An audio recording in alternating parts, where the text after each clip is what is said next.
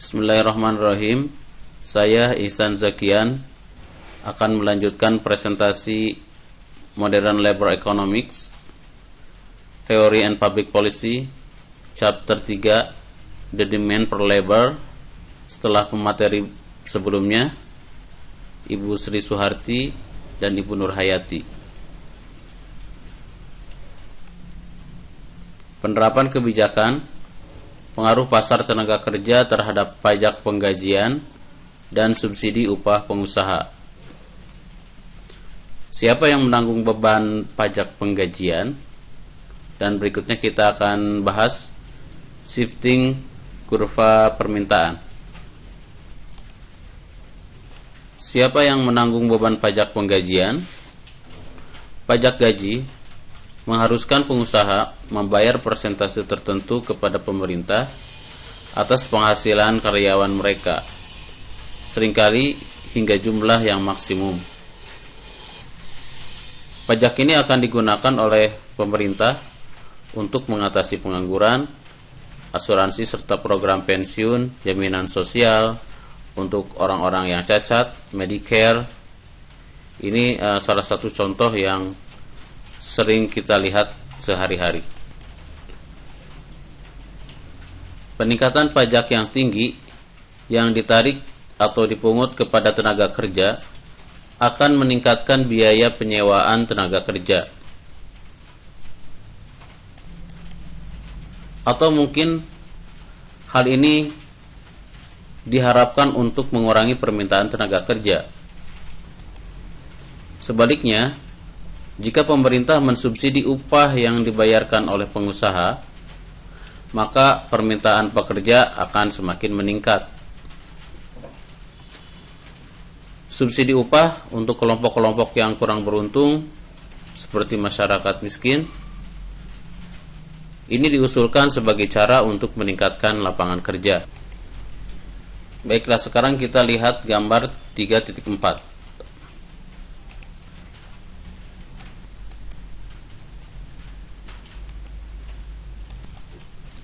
Di sini kita punya kurva permintaan tenaga kerja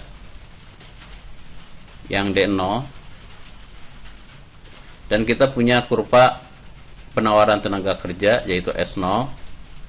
Di sini memiliki titik keseimbangan di E0, W0. Jadi di saat normal, ketika tidak terpengaruh oleh pajak, maka pekerja yang dibutuhkan sebanyak E0 dan upah yang dikeluarkan atau yang diterima oleh pekerja sebesar W0. Kita punya titik di sebelah sini. Sekarang, jika pajak dibayarkan sebesar X, maka titik W0 bukan di sebelah sini lagi, maka upah adalah W0 tambah X. Keadaan ini jika pajak dibayarkan oleh pengusaha, maka kita dapat titik yang tadinya W0 untuk upahnya sekarang W0 tambah X. Jadi kita punya titik sebelah sini, titik C. Sehingga kalau kita perhatikan di sini, W0 tambah X ini bukan upah yang sebenarnya yang diterima oleh pegawai. Ini adalah upah yang sudah ditambah dengan pajak. Kita bisa melihat ada ketika kita ada W0 tambah X, di sini ada titik perpotongan, yaitu titik A. Ketika titiknya ada di titik C, kita perhatikan bahwa jumlah pekerja akan berkurang menjadi E2 ketika W0 tambah X. Dan kalau kita perhatikan, ketika W0 jauh ke bawah menjadi W0 minus X sebesar selisih pajak kebalikan dari yang atas, maka kita akan mendapatkan titik di sebelah sini, titik B, Nah, sekarang kita perhatikan bahwa kurva permintaan tenaga kerja ini akan bergeser ke arah bawah seperti ini, menjadi titik di sebelah sini. Kita bisa perhatikan titik keseimbangannya akan bergeser menjadi ke titik G. Misalkan kita beri nama garis ini adalah garis D1. Garis D1 ini adalah setelah terkena oleh pajak atau setelah adanya pajak.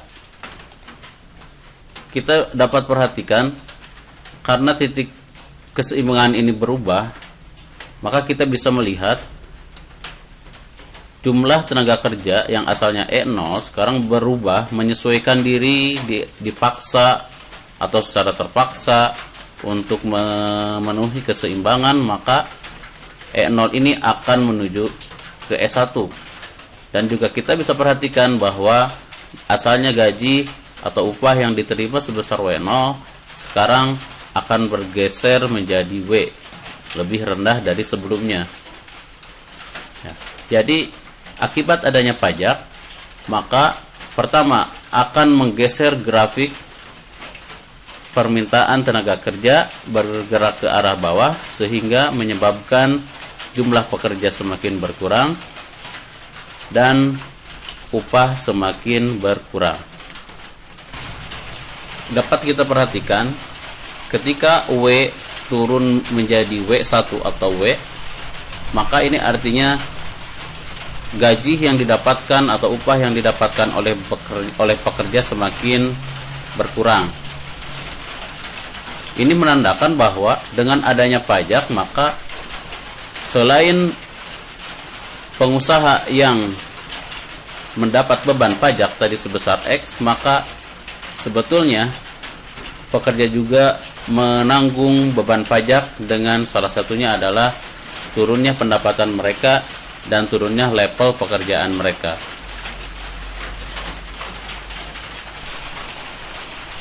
Efek pajak dan subsidi terhadap pasar tenaga kerja. Pemerintah membiayai beberapa aktivitas sosial melalui pajak yang disetorkan oleh perusahaan, misalnya untuk panti jompo, orang-orang yang memiliki disabilitas, bahkan peningkatan kesejahteraan masyarakat, bahkan juga fasilitas-fasilitas. Umumnya penambahan pajak ini dipungut dari perusahaan yang menaikkan ongkos penyewaan tenaga kerja,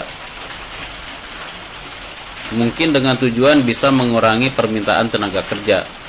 Karena kalau kita lihat ke grafik permintaan tenaga kerja, kita bisa melihat bahwa semakin besar ongkos penyewaan tenaga kerja, maka jumlah tenaga kerja semakin berkurang.